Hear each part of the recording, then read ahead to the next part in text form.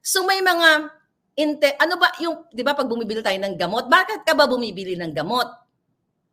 Kasi lulunasan mo yung nararamdaman mo. Let's talk about pain. Katulad ng morphine sulfate na yan, that's also for pain, but not as potent as Pentata nil-nil-nil.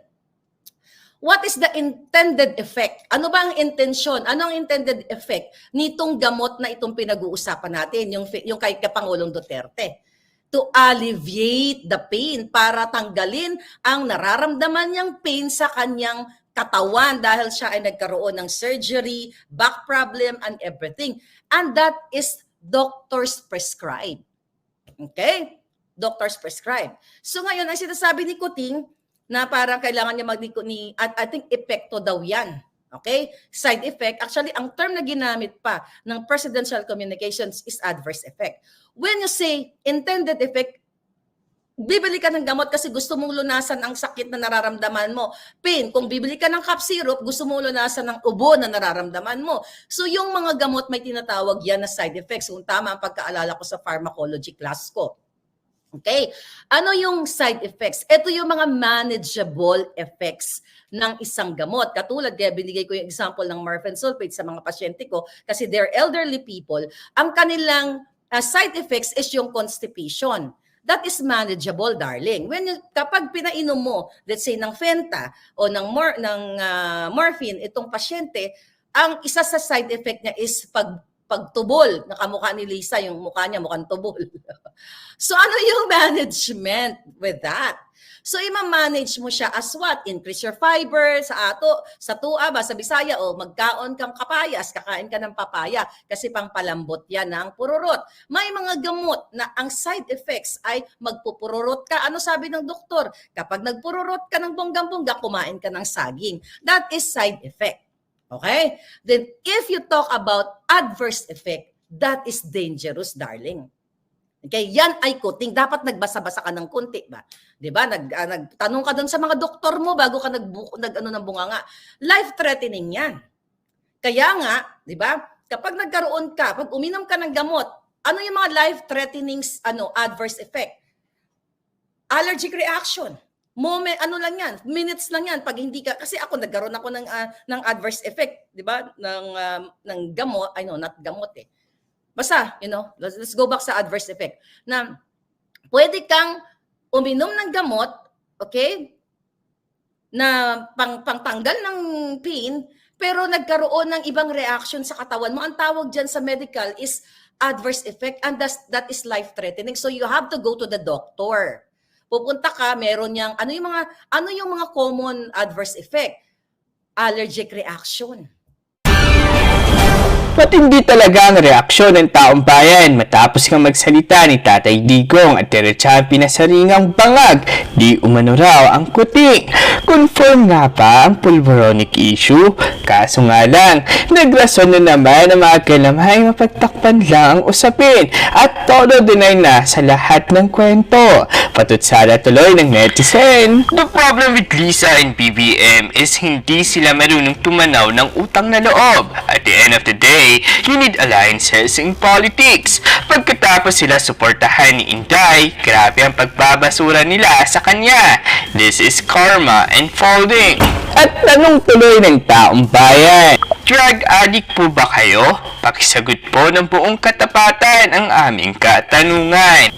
At para lagi kang updated sa mga bagong upload natin, araw-araw tayo sumentro sa pagkakaisa at bagong pag-asa. Ito ang Tindig Pinas. Huwag mo ang kalimutan i-like agad ang video. At kung hindi ka pa nakapag-subscribe, i-subscribe na yan. Dalawa, yung nagbulala si Senator Amy na nagdasal siya doon sa GIL na haplusin ang kanyang kapatid dahil napapaligiran siya ng mga demonyo. Si Miss Elizabeth Oropesa pala, panoorin niyo yung kanyang video na sabi niya sinapian ng demonyo. So now si Pangulong Duterte, ayun ay confirmed ang pulboronic. Then syempre, Ma'am Parvina, how are you my darling? So syempre may counter lagi 'yan. Ganun naman ganun naman ang dalawang kampo. So may counter lagi. Okay? And ang pinaka-latest, ang pinakaunang nag-counter itong si Pidea, si Virgilio Lazo. Okay? Si Virgilio Lazo ay nagbigay ng statement. Papakita natin yung statement natin ni Virgilio Lazo na pinasisinungalingan niya itong sinabi ni Pangulong Duterte. And that's normal na i-deny nila yan ng vongacious. Okay? Ito na siya. So, share natin ng bonggang-bongga. So, ang statement dyan ni Lazo, mga hitad, ay what? Okay? Sabi dito, PIDEA. Okay? Wala, dito sa kabila. Wala. Okay. So, ganyan dito. Sabi dito, PIDEA. President Ferdinand R. Marcos Jr. was never in our watch list. Okay? Siyempre, sino ba nag-appoint kay Lazo na sangkot din sa pulburon? 'Di ba may ulat ako diyan sa inyo kay Lazo na sangkot sa mga Chinese pulboronic? Balikan niyo yung video ko. Hindi ko na ulit-ulitin. Nasangkot siya at kasama pa niya yung mga mga business partner niya sa pulboronic si Lazo. 'Di ba? So ngayon, at si Lazo ay tawag dito, si Kuting ang nag-appoint niya. Naturally, pagtanggol niya. Nako, make up your mind. And also, nung chinek ko yung PIDEA website, ang mga jutang ginimis website, the last time na nagkaroon sila ng update sa kanilang website, government website of PIDEA, ay June 7 of 2022. Tignan nyo kung nagsisinungaling ako dyan, Puntahan nyo ang website ng PIDEA kung kailan ang kanilang last update. Panahon pa ni Duterte. Ang mga buhaka ng Genemes, ang budget ni ayan ang PIDEA statement, ang budget ni Lazo dyan, di ba? Nakwento ko na sa inyo na may 5 million siyang kinukubra buwan-buwan. At imagine mo, doon sa, kung di ako nagkakamali, kung tamang recollection ko, hinawakan yung sa Bids and Awards Committee, hinawakan, kumbaga yung posisyon na yun, siya rin ang in-appoint niya yung sarili niya. I have vlogged about that kay Lazo. At yung dinibdiban ni Lazo na attorney Delgado na nakasampa ang case ngayon dyan sa ombudsman, at yung mga pinagtatanggal ni Lazo na mga, I think more or less 50 o 100, I may say maybe 100 people na employee ng PIDEA dahil pinagbibintangan niyang puting ass dahil inilabas ko ang involvement nila sa pulburon. So definitely, this PIDEA ay walang kredibilidad. Katulad ni Kuting. Basahin natin, sinasabi kahit walang kredibilidad. The Philippine Drug Enforcement Agency categorically states that President Marcos Jr. is not in its watch list, contrary to the statement of former President Rodrigo Duterte, claiming that when he was the mayor of Davao, he was shown evidence, okay, by PIDEA that in the list, the name of the president was there. Di ba sabi ko sa inyo na nakiusap lang si Senator Amy noon na wag yun yung kapatid niya. Nakiusap si Senator Amy kay Pangulong Duterte. Si Amy, alam ni Amy yan, okay? Former President Duterte was mayor of Davao from 1988 to 1998, 2001 to 2010, then 2013 to 2016. 2016, di ba, before siya magtakbo nga doon sa pagpangulo.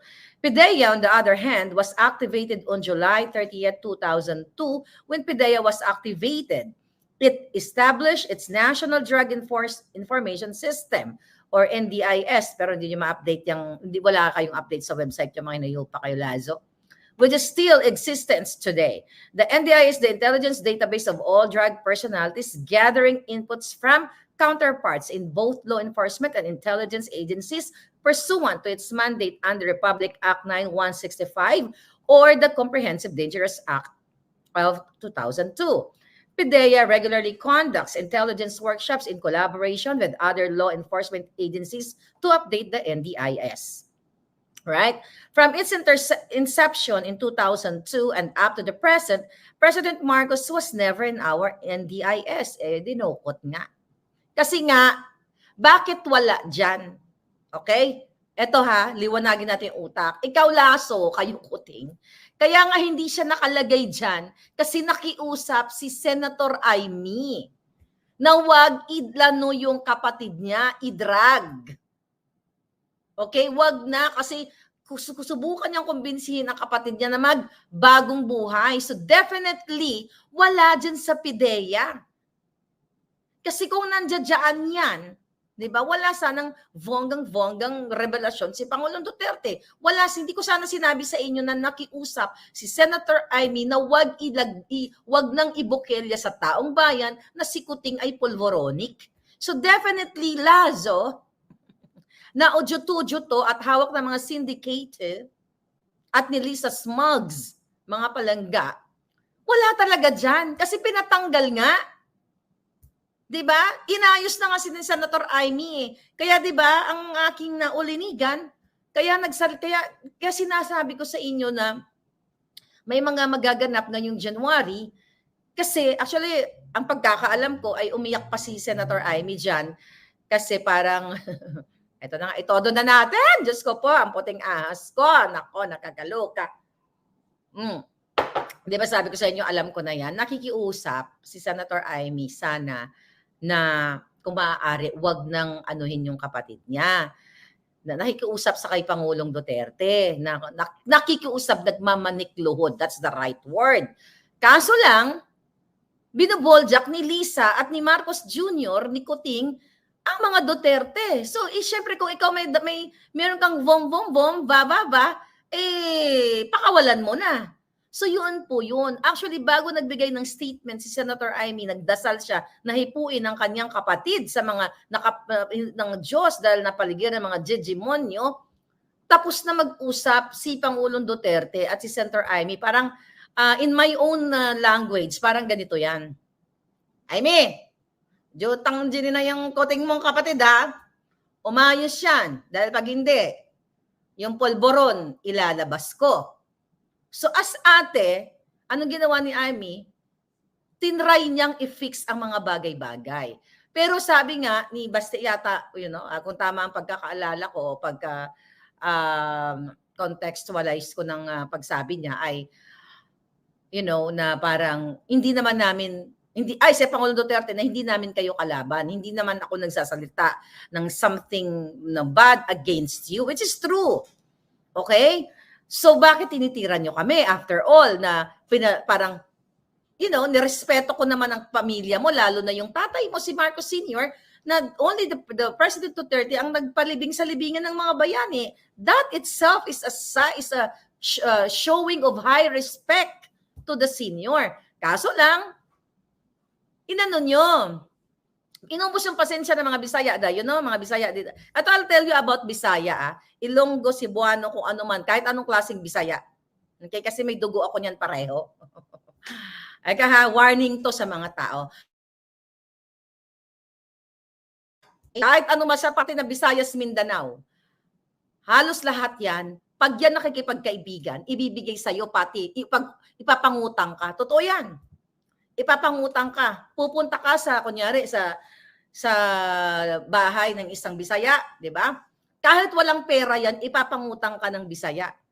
Paakyatin ka na ng mubuko, pakainin ka lahat, gurgurin ng manok para ipakain sa'yo, itatratuhin kang tao. Pero once na tinira mo ang Bisaya, isog yun, maisog gid na. Hindi gid na magpaalkansi sa imo to. Di ba? Bunal gid ang imo nga wat. Okay? Ganon ang mga Bisaya.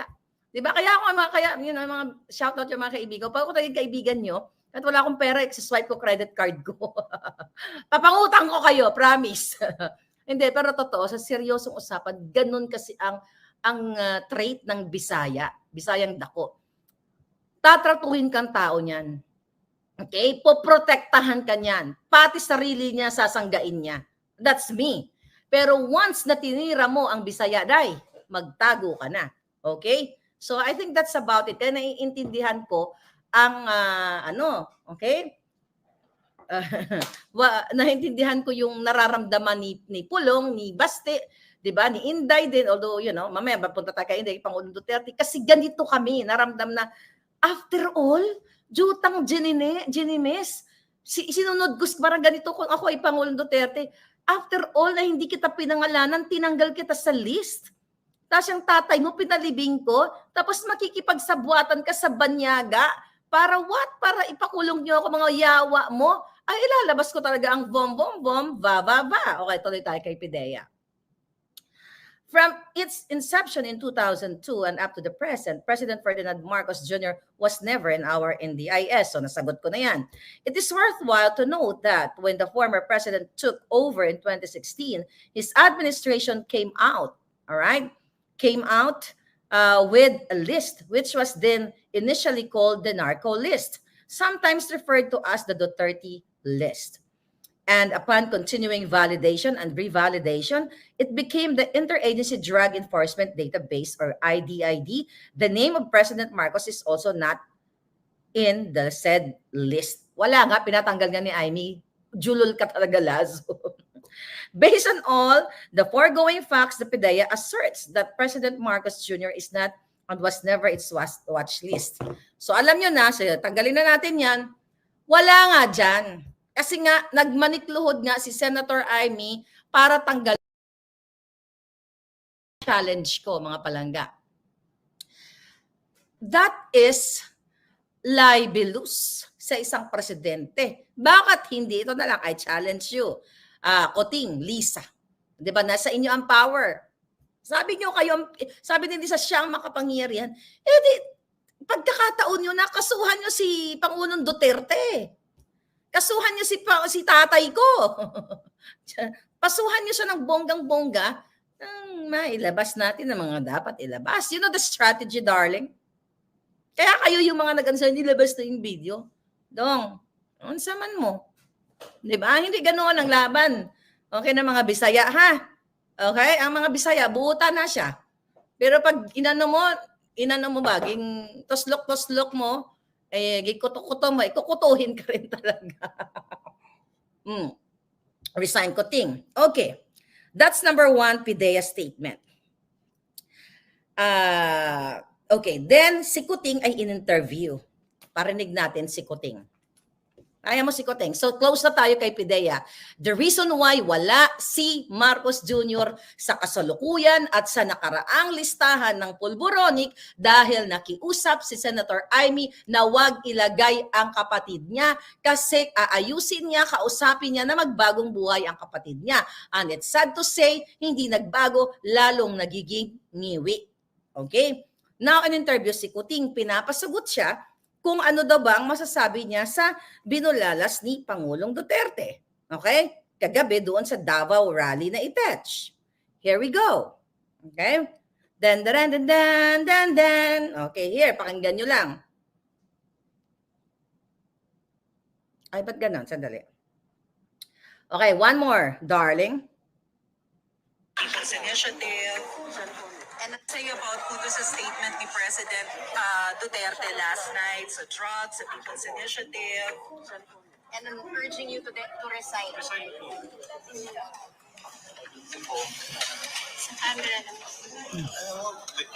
I think it's the fentanyl. Fentanyl is the strongest painkiller that you can buy. It is highly addictive and it has a very serious side effects. And PRRD has been taking the drug for a very long time now. When was the last time he told us that he was taking fentanyl? 5, 6 years ago. Something like that. After 5, 6 years, it has to affect kaya nagkakaganyan. So, you know, I hope his doctors take better care of him. Hindi pinababayaan itong mga nagiging problema. But sir, can you categorically deny that you're involved in drugs para matapos lang yung... Okay, tayo. Thank you. Don't even dignify. Okay, let's begin your report. Okay. Thank you, sir.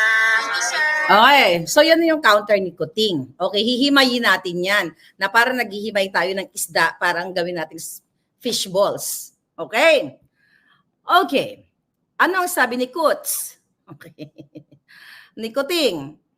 Okay, I think, sabi niya, epekto ng fin, ta, nil. Okay, dahil sabi niya, ito daw ay strongest painkiller that you can buy at ito ay highly judictive. Ibahin na natin yung mga dramatization natin. You know what I mean kung nakapalo kayo sa akin. And it was very serious side effects. side effects is not a serious thing. Maybe he is referring to the adverse effect. I will define the intended effects, side effects, and adverse effect mamaya. Okay? Sabi dito, and PRRD has been taking the drug for a very long time. Okay? At ang sinasabi pa niya dito, kailan ba siya? When was the last time he told us that he was taking fin, ta, nil. Mga 5-6 years ago, something like that. After 5-6 years, it has to affect him, kaya palagay ko nagkakaganyan. Okay? So I hope his doctors take better care of him than this. Hindi pinababayaan itong mga gantong problema. Yan ang counter niya. Okay. Okay? Hindi niya sinagot kung siya ba ay polboronic o hindi. Napakasimple lang sagutin. Kung yes or no, involved ka, di ba? Of course not. Kung ako, kasinungalingan yan. I will file a case against Pangulong Duterte kung ako na nakasakatayuan. I am the most powerful. I have the resources. I have money. Ganan, But, siya nga, si Kuting. Bakit ba, ano ba ang pagkakaiba ng pulburon na favorite niya at dun sa fin, ta, nil, na medically prescribed. Okay. Sinabi ni Pangulong Duterte, yung gamot na yan, I think, 5-6 years ago, dahil di ba may aksidente siya sa motor, kasi yan ay pain reliever yan, the most potent pain reliever of all pain relievers. Di ba? Mga kaibigan, may pasyente ako ngayon 3 actually. 3 mga palliative care, okay? So yung tinitira nila, is morphine sulfate. So palliative care, they're really in pain, di ba? So may mga, ano ba yung, di ba pag bumibili tayo ng gamot, bakit ka ba bumibili ng gamot? Kasi lulunasan mo yung nararamdaman mo. Let's talk about pain. Katulad ng morphine sulfate na yan, that's also for pain, but not as potent as pentata, nil. What is the intended effect? Ano ba ang intensyon? Ano ang intended effect nitong gamot na itong pinag-uusapan natin, yung kay Pangulong Duterte? To alleviate the pain, para tanggalin ang nararamdaman niyang pain sa kanyang katawan dahil siya ay nagkaroon ng surgery, back problem, and everything. And that is doctors prescribe. Okay? Doctors prescribe. So ngayon, ang sinasabi ni Kuting, na parang kailangan niya at I think epekto daw yan. Okay? Side effect. Actually, ang term na ginamit pa ng presidential communications is adverse effect. When you say intended effect, bibili ka ng gamot kasi gusto mong lunasan ang sakit na nararamdaman mo. Pain, kung bibili ka ng cough syrup, gusto mong lunasan ng ubo na nararamdaman mo. So yung mga gamot may tinatawag yan na side effects. Kung tama ang pagkaalala ko sa pharmacology class ko. Okay? Ano yung side effects? Ito yung mga manageable effects ng isang gamot. Katulad, kaya binigay ko yung example ng morphine sulfate sa mga pasyente ko kasi they're elderly people. Ang kanilang side effects is yung constipation. That is manageable, darling. Kapag pinainom mo, let's say, ng Fenta o ng morphine, itong pasyente, ang isa sa side effect niya is pagtubol. Nakamukha ni Lisa, yung mukha niya mukhang tubol. So ano yung management with that? So ima-manage mo siya as what? Increase your fiber sa tua ba, sa Bisaya, o magkaon kang kapayas, kakain ka ng papaya kasi pangpalambot yan ng pururot. May mga gamot na ang side effects ay magpupururot ka. Ano sabi ng doktor? Kapag nagpururot ka ng bonggang-bongga, kumain ka ng saging. That is side effect.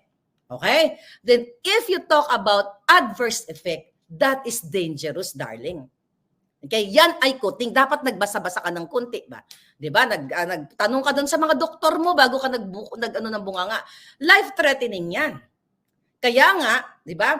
Kapag nagkaroon ka, pag uminom ka ng gamot, ano yung mga life-threatening adverse effect?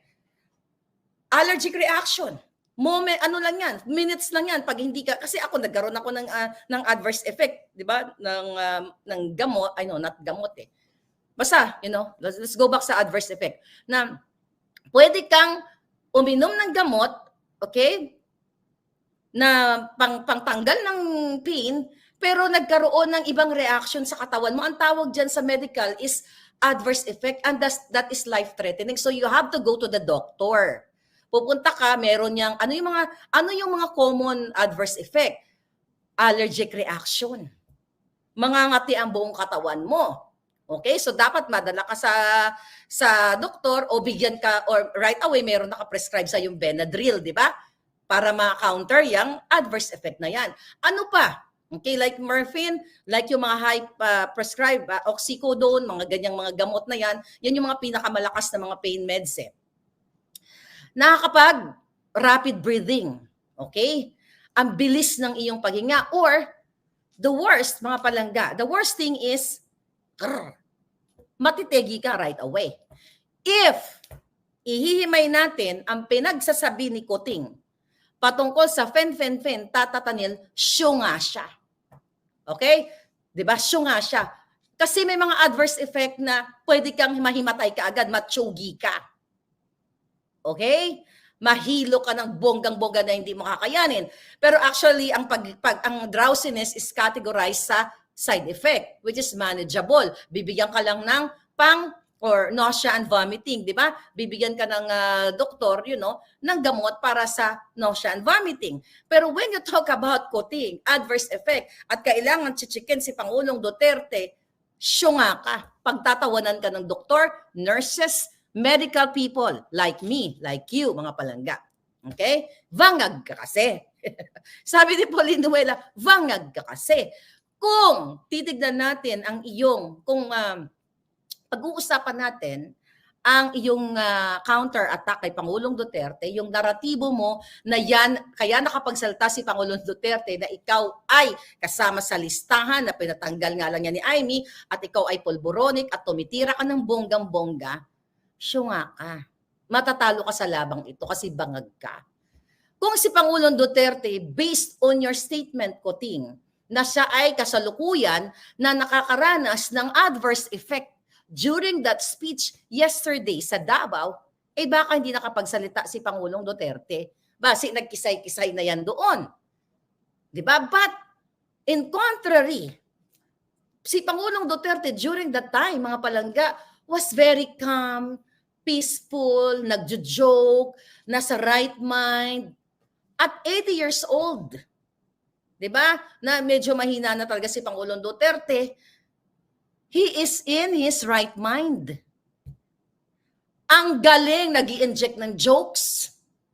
May sense of humor.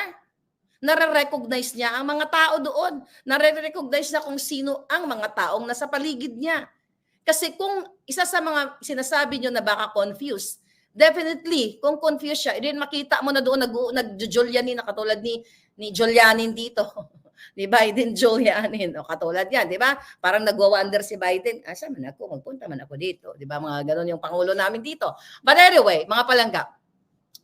So if you are a medical professional, okay, na naka-experience ng mga side effects, okay, na nakikita mo sa pasyente mo, yung epekto ng gamot, pagtatawanan mo ang pinagsasabi ni Kuting. Alright? Mamaya di-differentiate natin ang pulboronic. They're both narcotics palangga. Okay? Pareho lang yon, yung iniinom ni Pangulong Duterte at yung tinitira ni Kuting. The problem with Pangulong Duterte, tapusin ko muna yung presensya ni Pangulong Duterte doon na, kasi yun ang counter-attack nila. Na-epekto daw ng fen-fen-fen, ta-ta-ta, nil-nil-nil. Kung siya ay based doon sa statement ni Kuting na kailangan siya checkin ng doktor kasi dapat hindi pinabayan kasi 6 na taon, hindi na umabot si Pangulong Duterte ng 6 na taon kung siya ay nag-overdoing it or nag-over chuba-chuchu. Kung si Pangulong Duterte ay tumitira kasi yun ang gustong ipa-fake news sa inyo ng kampo ni Liza. Through his bayaran trolls, through his bayaran mga allies, nililin lang kayo. Na kaya ang epekto ng ginagawa ni Pangulong Duterte ay dahil overdose siya o tumitira siya ng bonggang-bonggang fenta. Palangga, kung tumira yan, you know what? Do you know that only hours, maybe minutes, kapag lalo na sa edad ni Pangulong Duterte? Kung tumira yan ng just, parang ganito lang kaliit yan, parang yung rock salt natin na sa Pilipinas, yung rock salt. Yung hibla ng pag tumira ka ng bonggang-bonggang yan, sige, pagpalagay na natin. Sige, sakyan natin ang kahibangan ni Kuting. O sige, si Duterte ay nag-overdose ng ganyan, epekto yan. hindi na siya sana nakaakyat ng stage dong. Dapat tegi ng lolo natin. Hindi na yan makapag-isip. Kasi the moment na in-overdose mo yan, at your age, at 80 years old, natsuchugi nga yung mga ano dito sa LA. Dito sa LA, when you go downtown LA, mga palangga, yung mga nakapunta dito, nakita niyo parang mga zombie na yung mga tao doon sa downtown. Ganyan. Kasi nag-overdose sila ditong iba-ibang mga gamot. Yung favorite ni Kuting, yung Fenta, available yan sa market, sa street market. At yan ay hindi kung tama yung pagkaalala ko dun sa article na nabasa ko, hindi siya yung puro or intended for pain. May mga halo na yan, na mga hero, di ba? May mga halo na mga kung ano-ano, yung mga peke. In other words, yung mga illegal. Kaya nga nasa street, available, illegal. Kasi hindi dumaan sa doktor. But, okay, ulitin ko, bago kay Pangulong Duterte, kung si Pangulong Duterte, based sa statement ni Kuting, ay umi-epekto o sobrang tinatamaan ng adverse. You talk about, ang statement nila din sa PCO rather. Naglagi ako nagkakamali dyan. Di ba? Ngayon mga palangga, di ba? Pumunta kayo dun sa Los Angeles downtown. Pumunta kayo doon. Okay? Ngayon, kung aanuhin natin, iintindihin natin ang naratibo ni Kuting Jr., intindihin ng isang may mga medical background like you and me, okay, especially doctors, okay? So ako kasi stock knowledge ko lang ng mga naalala kong bonggang-bongga eh. So, ang ibig sabihin, hindi na tumagal ng 6 years si Pangulong Duterte. Dong, ligwak na yan. Kung nag-overdose yan, o di na tatagal ng isang araw yan. Gagano na lang yan ng bonggang-bongga. Ayan, ang sabi nurse din ang common law wife ni Pangulong Duterte. Yes, si Miss Hanilet. True. Diba? So anyway, si Pangulong Duterte nung inamin, actually hindi niya naman kailangan aminin eh. He's being transparent na I am taking this drug kasi nga because of my pain. Dahil na-aksidente siya sa motor. Illegal ba yon? Hindi. Prescribe yun. Piniprescribe ng doktor. Okay, sige. Ang sagot ng mga dugyots ni Lisa, ay hindi. Kasi ino-overdose yung sarili niya. Oy, mga syunga. Kung ina-overdose na yan, wala na kayong narinig na nag-speech doon. Wala na. 6 years ago, nasa ilalim na siya ng hukay. Di ba? 6 years ago. Kung yan ang naratibo nyo. So kaya kailangan namin i-counter ang katangahan, kasyungahan, ang kabubuhan ni Kuting. At kayo naman, na mga mainstream media, ganun lang kayo doon. Okay sir, thank you sir. Hindi nyo pinapagana ang inyong jutak. You validate that, then you counter if you're really for the people. But it's good, I'm here. Hanggat may alindog ako, I'm here. Okay, now, punta tayo kay Pulburon. Kay Duterte, yung favorite ni Pangulong Duterte, dahil sa pain niya, at yung favorite ni Kuting. Actually, pareho lang yan na pwedeng i-prescribe ng doktor. Parehong function yan eh. Diba? Pero may mga euphoria effect yan. Ang kay Kuting, hindi siya medical prescribe o doctors prescribe. Ang sa kanya, recreation. Trip-trip lang. Ay, ganon-ganon. Kaya nga Pulburon, okay, yo, like the mayo, let's go. Okay, yung mga kaklase niya, let's go, punta na tayo, magsingot-singot na tayo ng Pulburon. Yun ang pagkakaiba. Prescribe by the doctor, yung kay Pangulong Duterte, yung kay Kuting, trip-trip lang. Ano yung trip-trip lang? Trip-trip yung addiction niya. At alam yan ng kapatid niya, alam yan ng mga kamag-anak niya. Tama si Pangulong Duterte, alam yan ng mga military, ng mga PSG sa likod niya. Kaya kayo mga PSG, na mga matitino, kung matino kayo, speak up. Get up, speak up, and pick him up.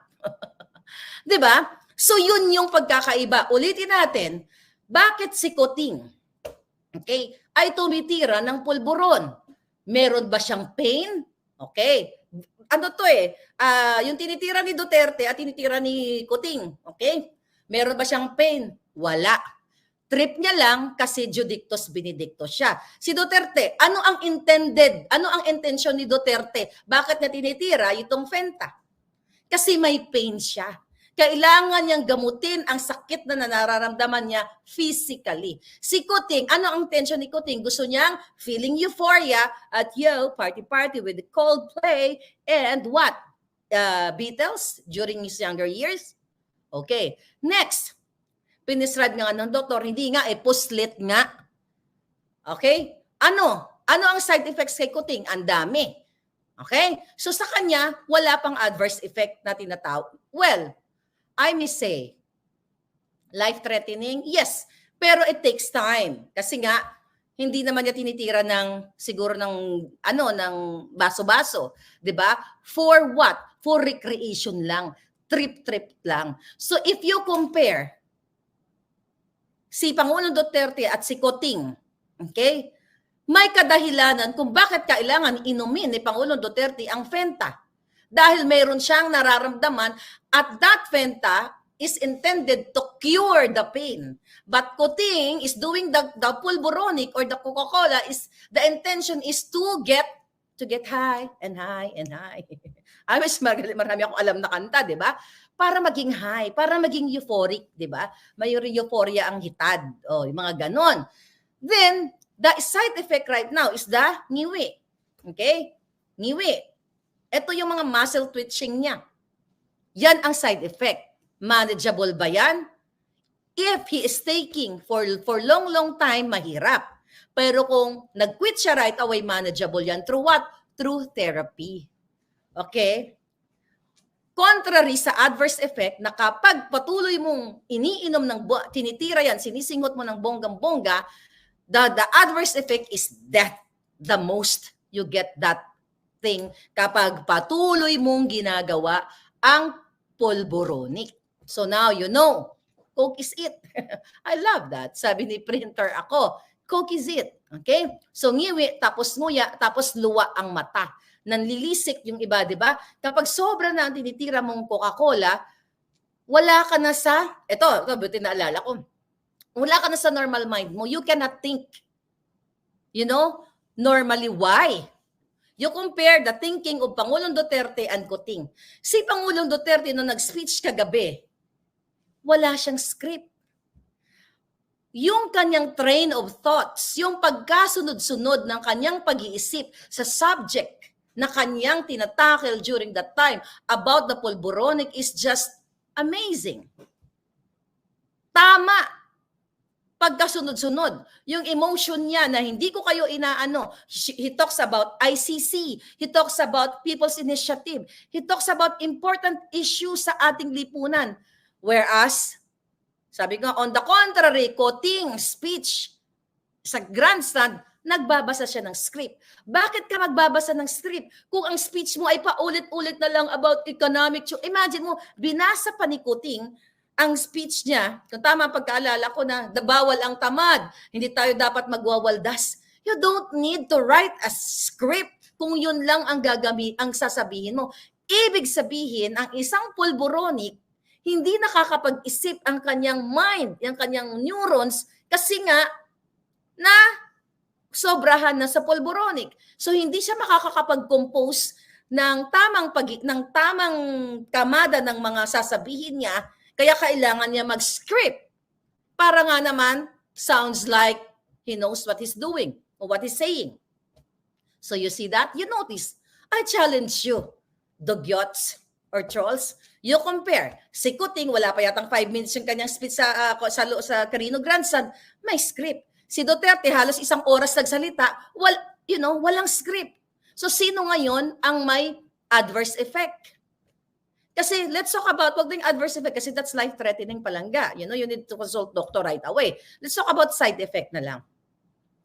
Kung si Pangulong Duterte ay mayroon nagmamanifest ng side effect ng kanyang tinitira para sa kanyang pain, makikita mo doon, hindi niya na matatapos yung kanyang speech kasi makakaramdam siya ng, sabi ko nga, pwede drowsiness, 'di ba? Yung paghina ng katawan, fatigue, yan yung mga side effects na manageable na pwede mo yan, pag yan ang feeling mo, pag may sakit ka, minom ka ng gamot, I don't feel like getting up. So okay, iga-iga lang ang beauty ko dito, ganon. Pero nakita niyo yung momentum ni Duterte, Pangulong Duterte, the way siya magsalita mga palangga, nasa right mind siya. And you really learn a lot from him, from the terminologies. Of course, he's a lawyer. Diba? Hindi lang siya basta-basta lawyer. Naging presidente, siyang matino. Samantalang si Coting, hindi niya masabi dito na hindi niya masagot-sagot ang mga reporters kung siya ba ay nag-Coca-Cola or about it. Na kung ako tatanungin mo, kunyari tatanungin mo ako ang presidente, kunyari lang. Maharlika, President Maharlika, di ba mangarap tayo ng bonggang-bongga, plug ko naman to. Ikaw ba ay polborone? Ang sagot ko, jutang gininan mo.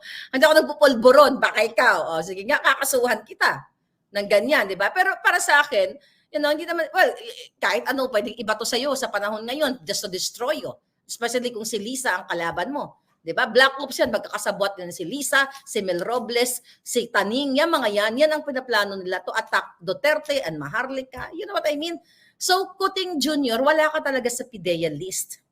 Kasi nga nakiusap, nagmanikluhod, si Amy Marcos sa'yo, si Amy Marcos, si Pangulong Duterte, si Senator Amy, na wag ka na. Kaya nga, di ba? Kaya nga inamin mismo ni Pangulong Duterte. Dahil magkaibigan man tayo, pero napakagaling ni Pangulong Duterte. Hindi niya binanggit si Amy doon. He's really good. Ako sinasabi ko, kasi hindi naman ako Pangulong ni Pangulong Duterte, kasi ako, straight from the puting ahas, gusto ko makita niyo yung behind the scene. Okay?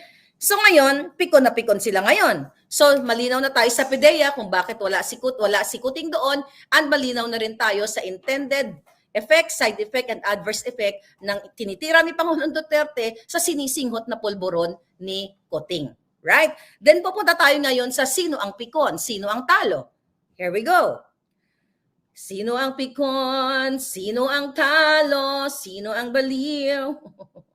Okay, move a little bit, darling. Okay, here we go. Okay, tignan natin. Okay, pakita natin to. Okay, ito lang, pumunta ng Vietnam ang hitad. Okay, tignan natin. Ay, teka lang. Tagalan natin ng bonggang-bonggang eksena. Wait a minute. Hold your horses, darling. Okay. Panoorin. Ang pikon ay laging talo.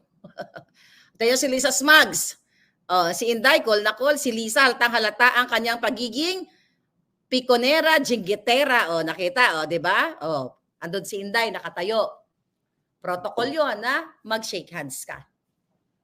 Ano ginawa ni Lisa? Okay lang yan. I totally understand her. Kasi, ganun talaga kapag nasusukol ka na.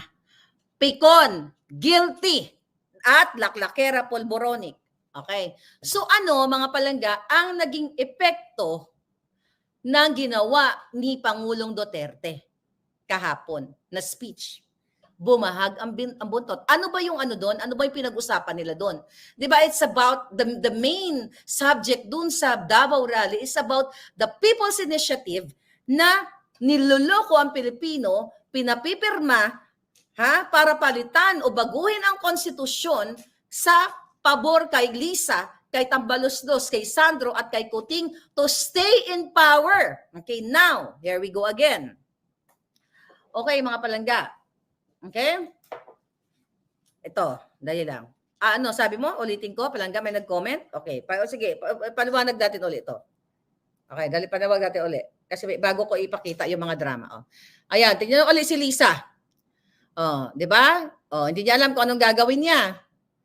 Ayan, nakita niya si Bersamin, umakap siya, kabog. Kunyari, nag-plastic. Tatanggalin na rin niya si Bersamin, di ba? Sabi ko sa inyo, si Mandanas ang papalit. Ayan, ninistab niya si Lisa. Okay, now, ano po ang naging effect ng ginawa ni Pangulong Duterte na kailangan ninyong magdiwa ngayon? Kung wala kayong pera, bumili na kayo ng Pansit Canton. Diyan, here we go. Pakita ko sa inyo. Nataranta at nasyokot ang mga hitad. 'Di ba? So nakita nyo nga na inisnab si Sara, 'di ba? Yes, particular nakitang-kita naman na inisnab si Sara. Here we go. Ang COMELEC po si George Garcia at si Lisa ay nanginig ang umatras ang kipay ni Lisa Smugs. Here. Okay, basahin ko lang. Natakot sila. Ano ang headline? Basahin ko. COMELEC suspends all proceedings on People's Initiative. Di ba tinatanggap na nila yung mga pinagbabayarang pirma ng taong bayan? Ulitin ko muli.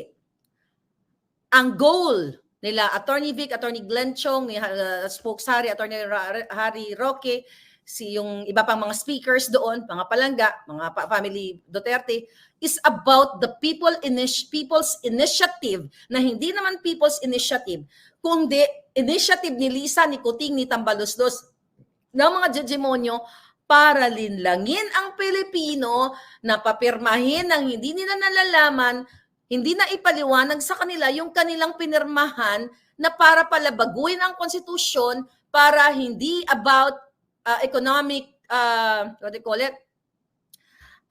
Revision, di ba? I-revise nila, it's about sa ekonomiya para makapasok ang mga foreign direct investors, mga ganyan, chucho. Ngunit para manatili sila sa power. So niloko nila ang taong bayan at ginagamit ang pondo ng gobyerno sa pamamagitan ng paglilinlang ng pagbibigay ng ayuda. Kasi sa Quirino Grandstand, nagbigay ng mga ayuda doon, pinapunta yung mga kawawa, mga kababayan natin. And it's good, nagkaroon sila ng bigas. Pero yun ay way ng, sabi ko nga, form ng panlilinlang. At sabi, tawag din ni Pangulong Duterte at bribery.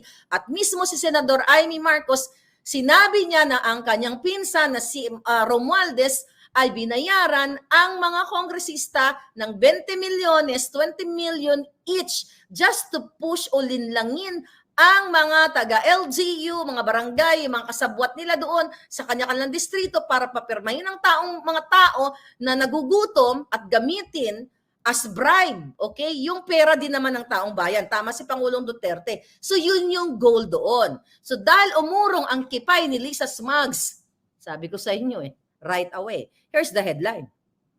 Now, babasahin ni Maharlika. COMELEC suspends all proceedings on People's Initiative. Sabi ko nga, kasalukuyan na binibida-bida nila, na ipinupush nila na nakakuha na raw sila ng enough signatures, like 12% signatures total of a national, what do you call it, total ng mga 12% total of registered voters. Okay? So ngayon, inaano nila yan, di ba? Binibilang-bilang ngayon ni COMELEC. Pero naudlot, umurong ang bayag ni George Garcia at itong si Lisa Smugs at si Kuting. Okay, January 29 from GMA Online. The Commission on Election has suspended all the proceedings related to the People's Initiative seeking to amend the 1987 Constitution.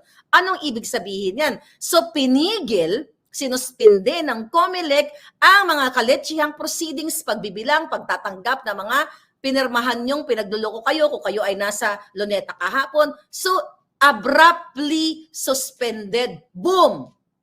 Okay? So, effective si Pangulong Duterte kagabi. And this is para sa ating trophy ito, mga hitad. Okay, next. Ano sabi ng balita dito? At the news conference Monday, COMELEC Chairperson George Garcia announced that the COMELEC and Bank unanimously voted for the suspension of COMELEC Resolution number 10650 that covers the guidelines for the People's Initiative. So nagkonference sila, nagmeeting-meeting ang mga jutang Ginemes at napagdedesisyonan nila unanimously para suspendihin itong kasalukuyang resolusyon na that covers the guideline for the People's Initiative na dapat bilangin, tignan kung tama ba mga nakasignature doon. Okay. Ano ang sabi pa? ng COMELEC?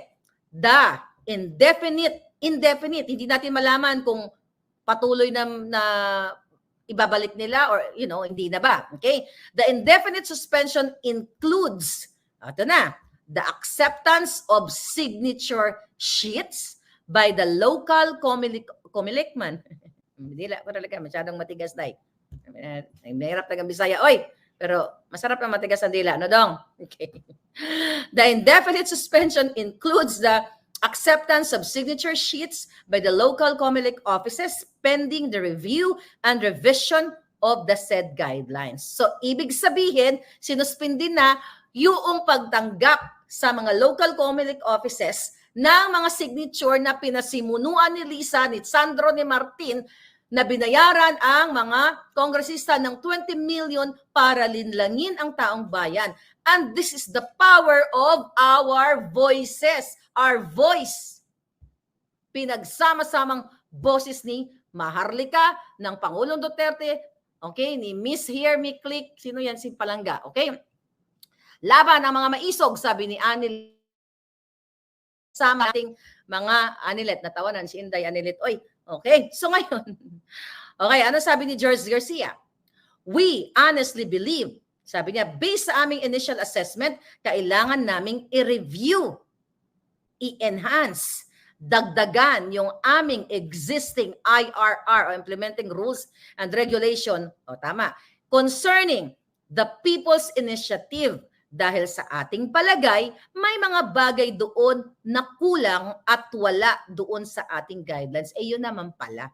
Kailangan pang ilabas ikumpirmahin ni Pangulong Duterte, ang bangag na presidente, di ba? Bangag ng bonggang-bongga. Kailangan pang doon, tumayo si Pangulong Duterte ng almost 1 oras, okay, na sabihin na si Kuting ay isang bangag at isang Judictus Benedictus bago nyo solusyonan o bago nyo gawin ang tama. Dahil alam mo, Garcia, George Garcia, dyan sa COMELEC, na ikaw ay tau-tauhan ni Lisa, at dahil tau-tauhan ka ni Lisa, ni Tambalosas, ni Kuting, kahit alam ninyo beforehand, itong mga ginagawa ninyo na labag sa batas at sa guidelines ng mga nabanggit na mga batas o IRR dito sa COMELEC, mga palangga, itinuloy nyo pa rin kasi walang pang matapang na maglakas ng loob katulad ni Pangulong Duterte na magsalita at bulyawan kayo mga jutang ginemes kayo. So this is what, mga palangga, accomplishment natin to. Winner na tayo dito, mga hitad. BBM resign now, sabi ni Ana CH. Sabi niya dito, yun na lang pala, translation na lang pala. Ito pa pala. Ano pa sinasabi dito? Kailangan ito para maiwasan ang problema, kaguluhan at hindi pagkakaunawaan doon sa mga interpretasyon ng probisyon. Kung matinutong mga ito, bago nila tinanggap, well, in the first place, the intention of this People's Initiative is in bad faith. Linlangin, i-bribe, kawawain ang Pilipino sa kanilang personal na interes sa agenda ni Lisa na manatili sa pwesto yang jutang gininang butod na yan. Okay? Butod, modlo. Putot! O, di ba? Pero anong gawin ng hitad na yan? Walang wala nang kagaganda yan. Alright. Sabi dito, Garcia reiterated okay. Okay. In English lang niya. Okay, sabi ni Garcia, sa aming palagay, sana naman huwag kaming obligahin kung gaano kahaba o kaiksi yung panahon na kakailangan namin para i-review namin ang rules. Sinabi rin naman ng Korte Suprema na naging desisyon niya na dapat ang People's Initiative ay isang kapangyarihan ng mamamayan. At dahil dito, dapat siguraduhin natin that people will able to exercise really this right under the Constitution.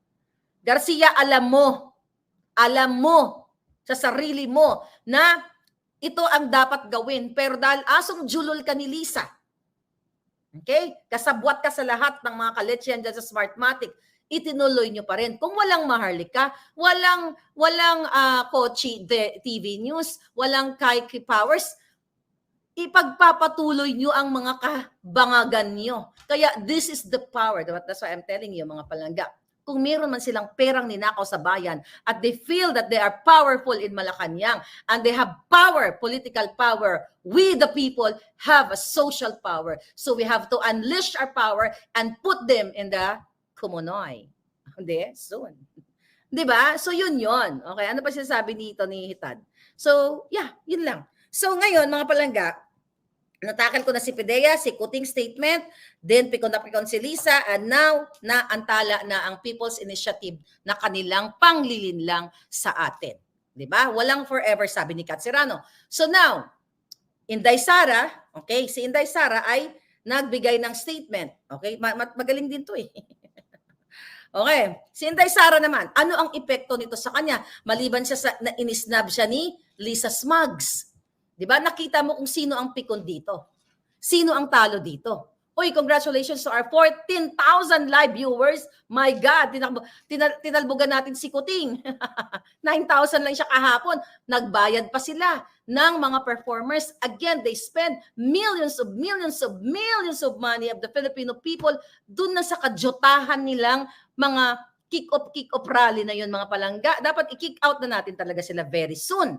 Mga performers, fireworks, panglilin lang. Ang mga tao ginamit, kaluluoy ang mga tao dito, may mga nagte-text sa akin, ma'am, ito binigyan kami ng mga bigas na and it's okay yan, nabibigyan ka ng bigas at dapat nga ginagawa ng gobyerno yan kaysa naman kanilang ibubulsa.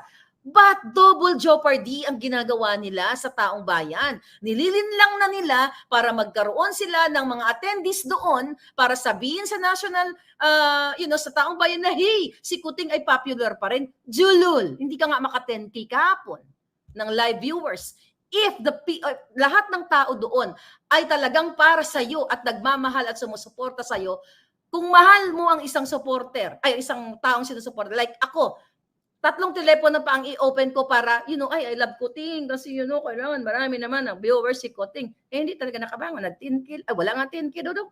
9.5 lang si Dodong Kuting. So, ibig sabihin, yung mga taong doon, hindi sila pumunta doon. You know that already kasi nag-release sila ng internal memo sa lahat ng ahensya ng gobyerno. At pinwersa nga ang mga tao, di ba? Kita ko na yan sa inyo. 10, 100, 200, di ba? Sa bawat ahensya ng gobyerno, puwersahan. Hindi buong puso na pumunta ang mga tao doon. At ang iba doon na mga kawawa nating mga kababayan pumunta kasi wala silang bigas, wala silang makain. So kahit naman ikaw, 'di ba, kung iba nga kumakapit sa patalim, nagnanakaw, 'di ba? Nagjujugaw, you know what I mean, 'di ba? Para makakain lang. How much more yung mga kababayan natin na nandiyan na. Meron pag nalaman mo, uy, Marlica, kunyari wala kang bigas. Marlica, meron doon. Namimigay yung gobyerno ng mga bigas, sardinas. Mabilis pa ako sa alas 4 na tatakbo kung kumakalamang sikmura ko. 'Di ba? Hindi kasalanan actually ng mga tao nandoon. Tama si Pangulong Duterte, kunin mo 'yan. Kasi what? Pera mo 'yan. Ang problema, sabi ko nga, double trouble ang ginagawa nitong gobyernong na ito. Ginamit ang abuse of power para mag-send ng memong mga jutang ginimes, then ginamit ang ating mga vulnerable na mga kababayan, indigent, mga sinasabi na nasa marginalized area, mga palangga. Ginagamit sila, ginagamit tayo. So it's not the people there sa Garino Grandstand yesterday, hindi sila nandiyan para pakinggan ang kasinungalingan ni Kuting. Hindi sila nandiyan para makinig ng kadyutahan ng mga kanta, mga bika-bika na mga performers doon na kumita. And wala naman akong against doon sa mga performers. Trabaho nyo yan. I don't give a damn. Kung kumita kayo ng pera para sa pamilya nyo at sumirko kayo doon, kumanta kayo, that's okay kasi negosyo nyo yan. Kailangan nyo mangyari. Pero again, kung ako kasi yon, hindi ako magiging part doon kasi somehow, indirectly, you're part of the corruption. You are part of the problem. Diba? You have your personal interest to make money. And free naman tayo na kumita ng pera ng ganyan, But again, kanya-kanya tayong individuality. Yung iba, against their will, hindi sila pumunta doon. Diba? Kasi hodang, mayroong bigas, mayroong ganyan. Kasi siguro yung iba, mayroon silang bigas sa bahay, kaya hindi sila pumila doon ng pakahaba. Pero kaluoy man, yung ating mga kababayan, na wala talaga silang pang bakal sang bugas, pambili ng bigas. So yun. So kaya si Kuting, hindi nga nakaabot ng 10K man, ng 9.5 lang giatay, kaluoy man. Gumastos pa ng milyon-milyon. Nag-release pa ng internal memo, buha ka ng genimis. Kita nyo? That's the power. At hawak namin ang power of truth. Wala sa inyo. Like Ruby Bell, wala sa inyo. Nasa panig namin. Okay. Punta ka, Inday. Namin sinabi, Marlica, giatay. Ang ba ni mo, Day. Nga bells. O, ano pahayag ni Inday Sara? Pahayag tungkol sa panawagan ng pagbitiw ng Presidenteng Marcos. Sabi niya, I have not spoken to my brother about his remarks on the President's resignation. Hindi ba siya nag-usap ni Dodong Basti, di ba? Bilib ako sa tapang ni Dodong Basti. Ay, Dodong. Okay. I can only surmise that Mayor Sebastian Duterte is coming from a place of brotherly love. Very, very magaling dito si Inday. Coupled by the common sentiment that I do not deserve the despicable treatment that I am receiving from some sectors within the circle of the President. Yun kung sinong sektor yun. Si Kuting. So, hindi niya nireprimand o sinabihan ng kapatid niya na hindi tama yung ginagawa mo is a brotherly love. And I will do the same. Hindi lang ito, Day, kung magkapatid, well, hindi ka tayo magkapatid eh. Hindi na ito, yaw-yaw talaga abutin ng mga hinayupak, mura ng up to the max. Okay, sabi ni Inday, gayon pa man, naniniwala ako na ang boto ng taong bayan ay isang pagkakaloob ng tiwala na ako'y magtatrabaho at maninilbihan para lamang sa Pilipino. Kasama ang tiwalang ito. Sabi ni Inday, ang tiwalang kakayanin ko ang anumang atake, black propaganda, paninirang puri at iba pang mga hamon na ibabato sa aking pagkatao. Hindi man madali, patuloy akong kumukuha ng lakas at inspirasyon sa tiwalang ibinigay sa akin ng ating mga kababayan. I take heart from the confidence of the people in my ability to work and thrive in a pandemonium. Sa kabila ng lahat, hindi ako kailanman panghihinaan ng loob. I will stay true to my work at the Department of Education unless the President says otherwise. May sinaway ba ni Inday yung kaptatay niya? Of course not. She knows the game. At what? Alam ni Inday kung gaano ka-demonyo si Lisa. Sorry, Inday. Ako lang to. I don't know, but ako lang to, Day. Sabi ni Inday, sabi niya, I will stay true to my work, the Department of Education, unless the President says otherwise. Kaya naman dun sa video, mga hitad, nakita mo si Inday, she stand tall. Okay. Yawa. Dali. Ito, balikan natin, ha? Kaya naman siya dito. Saka papasok lang. Stand tall. Asaran ba gusto mo, Lisa? Hindi ka tatagal sa Bisaya. Ito, Bisaya ka rin, pero hindi ka marunong Bisaya. Yan ang bruha, ha? Nang isnab ang bruha. So, excuse me. So, ano ibig sabihin nito, mga palangga? Miss, okay? Si Merlinda. Thank you pala, Merlinda Baliwag. So, anong ibig sabihin nito? So, si Inday ay talagang matapang. Diba? Mananatili siya sa Department of Education unless the President will kick her out. Do you think aalis si Inday sa posisyon niya? Hindi. Para sa akin lang today. Hindi yan aalis. Aantayin niyang sisipain siya ni Lisa. At kapag sinipa siya ni Lisa dyan sa posisyon na yan, dahil si Lisa ang nagdedesisyon, may balik yan. So, dito sa pinag-uusapan natin, mga palangga, ng pen, nil. Ang pinag-uusapan natin dito, powerful statement ang binitawan ni Pangulong Duterte. And this is libelous o kung ano pa man ang pwedeng ibato sa kanya. Then I challenge you, Kuting ng Norte, you file against Duterte. Kung gaano nyo ako tinamnan ng kaso inimbentuhan ni Lisa ng peking address dyan sa Pasig para to intimidate me. Baka sakaling si Maharlika ay matakot. Ako'y pinatamnan mo ng kaso through yung mga asong julol mo. Then, fight ka kay Duterte. Bakit ka sa akin? Dahil alam mo, dahil iniisip mo wala akong pera. Matatakot ako dahil ikaw ay bilyon ang hawak. Then, andyan ang mga nagmamahal sa aking palangga. They're there for me. Right? Tama ba palangga? You're there, right? Okay. So, Lisa, Kuting, kung ito, dahil pinag-usapan ito internationally, na si Duterte, Pangulong Duterte, ay sinira ang reputasyon o ang imahe ni Kuting na siya ay hindi pulboronic, drag him. File a case. Katulad ng panggigipit mo sa akin, panggigipit mo kay General Macanas, using your abusive power through Acorda, PNP Acorda. You know that already, di ba? Kay Acorda na ang mga vloggers like me, like General Macanas, ay sinisindak nyo. Over my sexy body, darling. Hindi kita uurungan, Lisa Smags. Wala yung magic wand ko ngayon dito. Yeah. Okay, wala. Pinaglaruan yata. So anyway, Lisa, hindi ka magwawagi sa ngalan ng katotohanan. Alright? Hindi kayo magwawagi dahil gising na ang mga brusko. Okay? Mga brusko kong mga palangga. Here. Okay? Ito. Gising na to. Bigyan nyo ng uniform. Itong mga mga men without uniform, pakiregaluhan nyo nga ako ng uniform palangga. Bukas baka may uniform na to. Diba? Suotan nyo ng camouflage to. Wala. Itong mga men in uniform na ito ay gising na silang lahat. Kaso lang, wala silang uniform ngayon. Borderless na mga hitad, Ayan, kaya may mananahi yan. Bigyan niyo ako ng regalong damit, ha? Para doon kayo mga dudong, mga pugi, man. Pugi-pugi talaga mga dudong ko, Anyway, nakakaloka. So, matatakot ba tayo? I started this game. Not game eh. This fight. August. Binoljak niyo ako. Hoy, mga bumoljak din sa akin, ha? Bati na tayo. Actually, may nag-message sa akin na people that I know, na tinitiran niya ako, naniwala siya sa mga pag-atake sa akin, 'di ba? Pati yung credit card attack sa akin na bonggang-bongga na pinatira ni Lisa na si Maharlika ay may utang sa Amerika. And it's true. I have a lot of utang.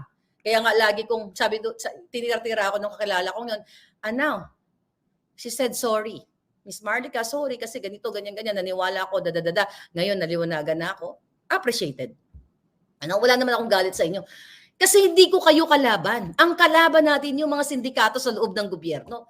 Di ba? Pinatira nila ako. Akala nila bang hinano ko ng loob kasi nalaman ninyo may utang si Inday Maharlika sa Amerika, giatay, lahat naman giatay, di ba? Iba nga, mayroon pang what you call it?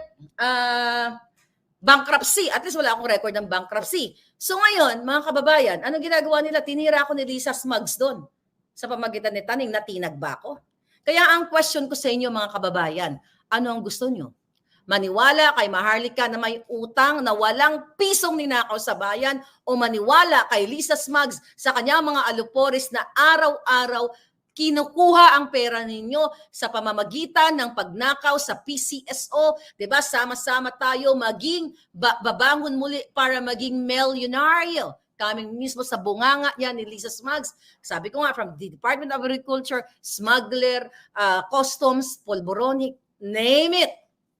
Diba? Nandyan lahat. So, sino pipiliin mo? Si Inday Maharlika o itong mga Jotang Ginemas na mahilig sa polboronic? Right? So, yan ang dapat ninyong pakatandaan. Okay? Ipakulong ang mga kawatan. So, ngayon ko si Pangulong Duterte ay may nagawa na mga eksena kagabi. Push yun. Kasuhan yung mga baka ng ina nyo. Tatapang ninyo eh. Diba? Ako lang ang ginigipit nyo. Tsaka si General Macanas at yung iba pa eh. Buti na lang, ipinanganak ako may sibat sa katawan. Baka sa sinapupunan pa lang may sibat na. Naglalaro na ako ng sibat doon. But anyway, mga palangga, hindi natin dapat papayagan itong ginagawa ng gobyernong panunupil sa atin, pagsusuppress sa atin. Look at the mainstream media, tinitwist nila. Mga duwag yan, mga takot. Kasi this mainstream media, mga palangga, ang iniisip nila vested interest, personal lang nila. Kasi sabi nga, the fourth estate, di ba sila? Ano nangyayaring pagtatanggol sa bayan? Wala. Nga. Kasi ang pinoprotektahan nila, hindi bayan, kundi ang kanilang negosyo. So they don't care about Filipino people. They care about their business. Kaya ang kanilang mga kipay ng mainstream media, tiklop kay Lisa, butod, mudlo, putot. Muli, this is your fair lady Maharlika. Thank you. Abangan nyo ang interview ko with Attorney Glenn Chong later. At lumani nga ito nagsamat-saring reaksyon mula sa mundo ng social media. Komento na nga lang din ng mga netizens sa naging isyong ito. Makinig tayo sa matatanda na sila ang mas nakakaalam ng mabuti at tama. Si Tatay Digong, peaceful na tao at sobrang concerned sa bayan at sa ating salikang batas. Marami na siyang nagawa at solusyon sa mga sakit ng lipunan. Ang hangad niya ay maging mabuti tayong lahat sa bayang ito. Gusto niya magkaroon ng maayos at tamang government at sinasaway niya at itinatama ang mga tiwali. Salamat sa Diyos, nagkaroon tayo ng Tatay Digong. Kailangan na talaga umalis o alisin na si Kuting at Kalema sa palasyo ng Sanrio family. Wala na pag-asa, magbago pa mga yan. Ilang taon pa lang, ang dami ng korupsyon at sabwatan at kasamaan. Si Amy matalino. She's eyeing for the highest position pero hindi niya kaya. Kailangan niya tulong ni Sara tulad ng kapatid niya na naging presidente dahil kay Sara. Ayaw ni Sara tumakbo as president kasi sobrang bait ni BBM sa kanya. Kaya pinagbigyan niya kahit siya ang gusto ng tao at ni PRRT. Kaya noon pa at ngayon kapit siya kay Sara at PRRT para matulad ang pangarap niya. Maybe for now, pag nag-eleksyon, tatakbo yan as vice president. kapag hindi pinagbigyan ni Sara, pero mananalo siya as pise kasi dadalhin siya ni Sara at tatay niya. Like BBM, pag naupo na si Amy, mas matindi yan. Remember, lahing tambalos-los na Romualdez at Marcos pa rin yan. Hindi pa ba kayo natatauhan? Marcos is Marcos. Lisa lang ang puno nila. Kaya sila ay pare-pareho. At sa naging isyong ito, ano ang iyong naging reaksyon? Maghimalaya magbigay ng kanilang personal na opinion sa comment section. Hanggang sa muli tayo sumento sa pagkakaisa at bagong pag-asa. Ito ang Tindig Pinas. Huwag mga kalimutan i-like agad ang video at kung hindi ka pa nakapag-subscribe, subscribe na yan.